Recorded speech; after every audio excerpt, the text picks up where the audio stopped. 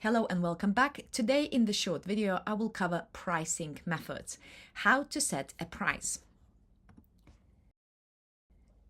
Key learning point for today is to learn classic or traditional methods that have been used for centuries to set a price for any product or service. So here we are, three classic pricing methods: cost-based, consumer value-based, and competition-based. The classic pricing methods remained the same over the centuries, with cost-based method perhaps being the dominant one among the companies. Why? Because before you do anything, you want to make sure that you cover your basic costs or you break even. So cost-based pricing reflects a strong internal orientation when company focuses more internally. This is the most elementary pricing method, which is to add a standard markup to the product's cost.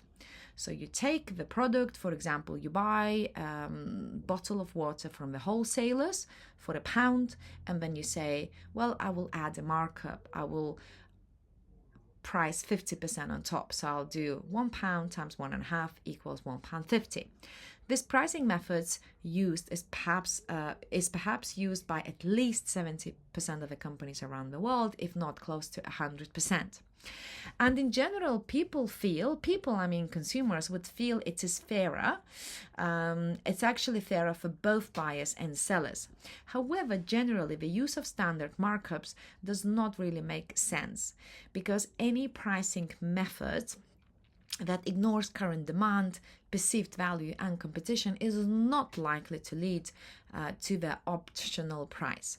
However, it is a good starting point, and I would really recommend this to be used as a key starting point or as the basis. I keep remembering this example when one of my friends set up his tennis goods company, and basically what he has done, he was buying from the wholesalers and selling tennis rackets, balls, grips, and all those things. And within the first week, with no advertising whatsoever, he managed to get 7 to 10 sales done. And shortly after, he realized that he forgot to put VAT on top of his prices. So basically, he wasn't even breaking even. He was selling under the current price.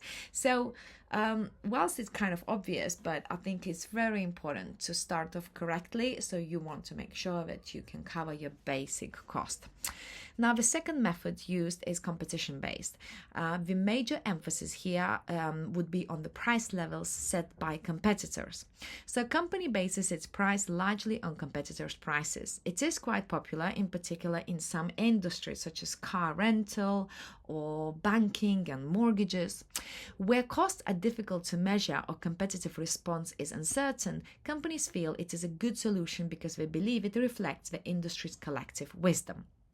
However, you could also challenge that how would competitors know any better than you may know?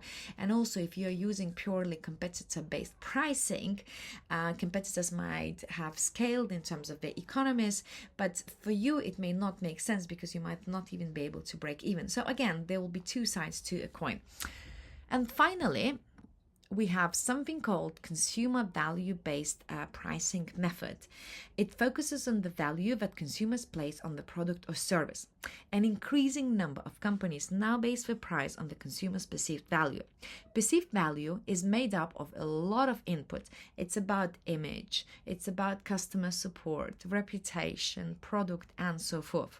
The key to perceived value-based pricing is to deliver more value than competitors and being able to demonstrate this to your prospective buyers. So this pricing method indeed has a lot of potential, and it's used by many companies, and not just luxury companies. It's used by many fast-moving consumer goods companies and so forth. And really the idea is to show that the product has more value and charge accordingly. And if you're not charging enough, you're kind of leaving the money on the table. However, there is a lot to learn in terms of how to set the correct price, and that's where you can use different experiments and all other strategies. Interestingly, in one of the studies, researchers have examined the relationship between price, quality, and advertising of around 230 consumer businesses. And they found very interesting thing. They found that brands with an average relative quality for the product or services, however high relative advertising budgets, were able to charge premium prices because consumers were willing to pay more for known brands. And again, it probably opens us to the topic of the branding, but the more people are aware of the brand, the higher the recall, recognition, awareness, the more likely they are to think that the products or services are high quality, and therefore they're more likely to buy. So hopefully you find this overview of the 3 class and pricing methods useful, and thank you very much for watching.